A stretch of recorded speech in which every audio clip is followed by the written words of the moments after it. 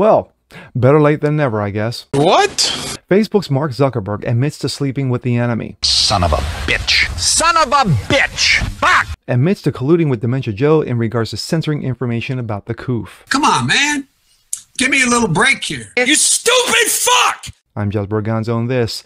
Yeah, Mark, it's been 4 years. The damage has already been done. I probably smoked more Parmesan cheese than anyone. And it's what's next.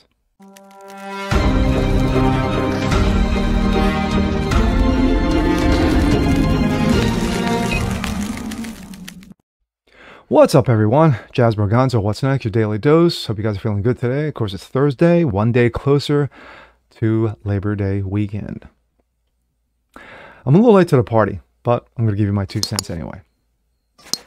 This whole situation with Mark Zuckerberg and Facebook, when Mark has finally seen the error of his ways, came to an epiphany, saying, hey, you know what?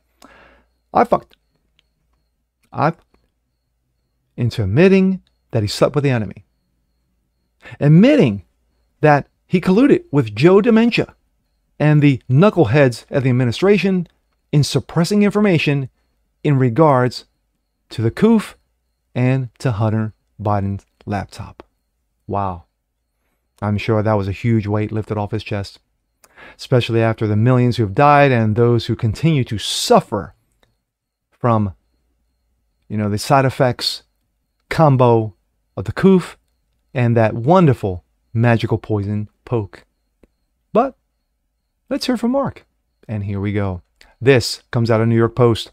Zuckerberg admits Biden administration pressured Facebook to censor COVID content, says it was wrong to suppress the post-Hunter laptop coverage. Gee, I'm glad you feel so good now. Meta CEO Mark Zuckerberg admitted Monday that the Biden administration pressured Facebook to censor COVID-19 content and acknowledged that it was wrong to stifle the post-coverage of Hunter Biden's infamous laptop. In an explosive letter to the House Judiciary Committee Chairman, Representative Jim Jordan of Ohio, Zuckerberg wrote, senior Biden administration officials, including White House, repeatedly pressured Meta to censor content related to the Plandemic in 2021. Content from Biden's administration requested that Meta takedown included humor and satire, according to Facebook founder, and says he regrets complying with certain demands. Quote, I believe the government pressure was wrong. I regret that we were not more outspoken about this. I also think that we made some choices with the benefit of hindsight with new info we wouldn't make today. It's always nice to have hindsight, isn't it? Maybe I shouldn't have, ate that whatever it was that gave me stomach pains. Maybe the quarterback should have threw on 2nd and 1 instead of handing it off and losing yardage. But everyone has hindsight. Zuckerberg, 40, vowed that things will be different in the future should the government make similar requests. Yeah, we'll see. Quote, like I said to our teams at the time, I feel strongly that we should not have compromised our content or standards due to the pressure from any administration in either direction, and we're ready to push back if something like this happens again. Ooh, can't wait till November. Zuckerberg separately added that suppressing the Post's exclusive report on Hunter Biden's infamous laptop ahead of the 2020 election was a mistake. He explained to the House Judiciary Committee, which has been probing Facebook's content moderation standards, that prior to the decision to limit sharing on the bombshell October 2020 story, the FBI had warned Meta about a potential Russian disinformation operation related to the Biden's family and Ukrainian energy giant Burisma, where Hunter sat on the board of directors. Yes, the man was getting paid almost 6 figures a year for absolutely nothing because he knew nothing except, how to hit the coke. But anyway, quote, that fall when we saw a New York Post story reporting on corruption and allegation involving the Democratic presidential nominee, Joe Biden's family, we sent a story to fact checkers, yes, these infamous fact checkers, for review and temporarily demoted it while we were waiting for a reply, Zuckerberg wrote. It's since been made clear that the reporting was not Russian disinformation. In retrospect, we shouldn't have demoted the story, he acknowledged. Zuck assured, may I call you Zuck? Anyway. Jordan assured Jordan that Meta has put policies in place to ensure that similar censorship of stories doesn't happen again. Like that one. We change our policies and processes to make sure it doesn't happen again. For instance, we no longer temporarily demote things in the US while waiting for fact checkers, the billionaire tech entrepreneur claimed. Zuck's letter to Jordan is far stronger admission that the mistakes were made way his company handled the post-laptop exposure than the tech Titans 2022 concession on Rogan's podcast, where he said it sucks and that the story was suppressed when it was not in fact Russian disinformation. It turns out that after the fact that fact checkers looked into it, no one was able to say that it was false. I think it sucks, though in the same way it probably would have to go through a criminal trial but be proven innocent in the end. It sucks, he said at the time. Yes. I think his process was pretty reasonable. He added, still defending the censorship effort. A lot of people will still be able to share it. We got complaints that that wasn't the case.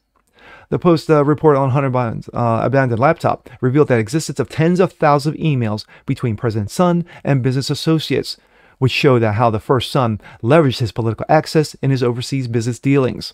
Zuck also said that he doesn't plan on spending another 400 million Zuckerbucks to help finance local elections this cycle after the so-called Zuckerbucks initiative was roundly criticized by Republicans in an attempt to influence the 2020 vote. Wow. I'm sure Zuck feels so much weight has been lifted off him, took it off his chest. He's like, I feel great that I clearly admit that my company fucked up and is taking responsibility. Yeah. Like I said in the beginning, you had millions of deaths. You had tens of hundreds of thousands who are still suffering in combination to the coof and the magical vax. So there's that. But Mark, I'm glad that you got this off your chest. I'm glad that you feel a sense of relief. I'm glad that you can sleep at night knowing that you wrote out a whole page of admission and you threw Dementia Joe under the bus. Now, I would have been a little bit more forceful, in my opinion. That's just me. But nonetheless, what's done is done. But you know what's also done, Mark? The damage. The damage has already been done. 6 feet apart, wearing masks, businesses lost, churches closed, liquor stores were open, so that was a good thing. People who lost loved ones couldn't see loved ones in their final days because of this nonsensical bullshit. But then again, Mark, it's not on you. It's not all on you. You weren't the president at the time. Donald Trump was. You weren't the president at the time. Joe Dementia was, and still is. But I'm glad you feel better.